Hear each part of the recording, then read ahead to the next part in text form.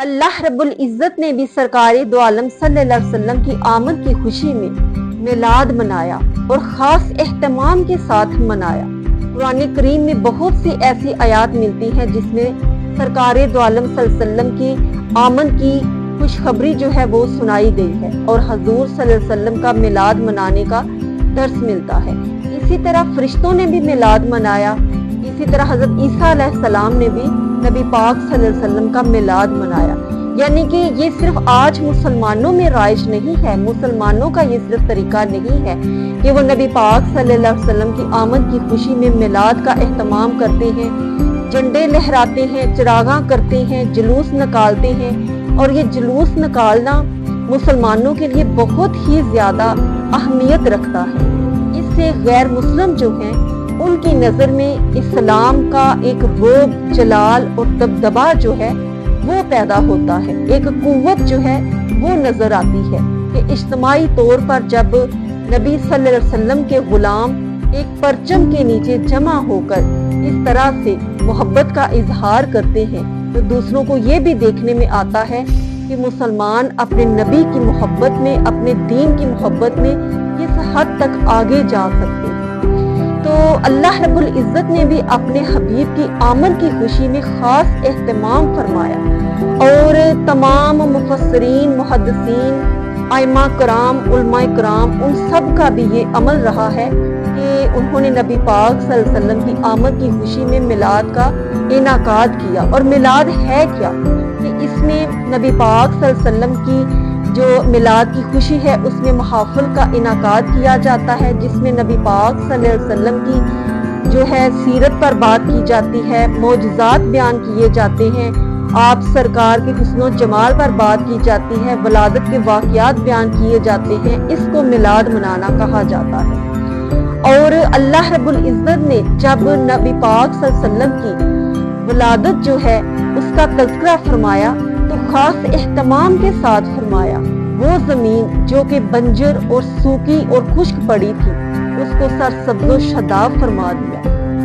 اس کے بعد جو درخت بالکل سوکھے گلے سڑے پڑے تھے ان کو پھلوں اور پھولوں سے مالا مال فرما دیا، اور وہ علاقے جو کہ قحط سالی کا شکار تھے ان کو اتنی فراوانی،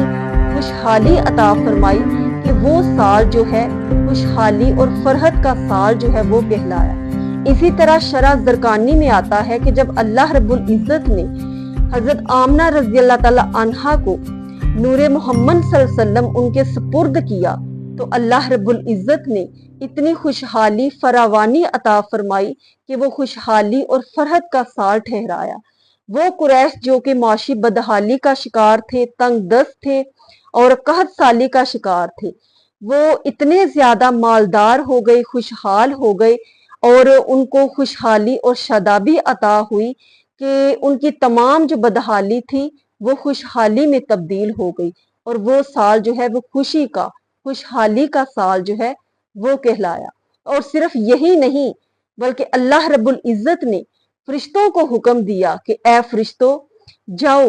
اور تمام جنتوں کے دروازے کھول دو، تمام آسمانوں کے دروازے کھول دو کہ آج میرے محبوب کی آمد ہونے والی ہے، ولادت ہونے والی ہے۔ یہ خاص اہتمام فرمایا۔ اور صرف یہی نہیں بلکہ اللہ رب العزت نے یہ حکم فرمایا، اللہ رب العزت کی کرم نوازی دیکھیے کہ اس سال جس سال نبی پاک صلی اللہ علیہ وسلم کی ولادت ہوئی، تمام وہ عورتیں جو کہ حاملہ تھی پورا سال جو ہے عورتوں کے گھر میں بیٹے پیدا ہوئے، کیونکہ عرب معاشرے میں بیٹی کی ولادت کو بہت منحوس سمجھا جاتا تھا۔ تو اللہ رب العزت نے یہ گوارا نہ کیا کہ میرے محبوب کی آمد کا جو وقت ہے، ولادت کا جو سال ہے، اس سال کوئی بھی کسی کے بھی ماتھے پر شکن ظاہر ہو، اس لیے سب کو خوش کیا اور ان کو بیٹے عطا فرمائے۔ پھر حضرت جبریل علیہ السلام نے سرکار دو عالم صلی اللہ علیہ وسلم کی آمد کی خوشی کا اظہار اس طریقے سے فرمایا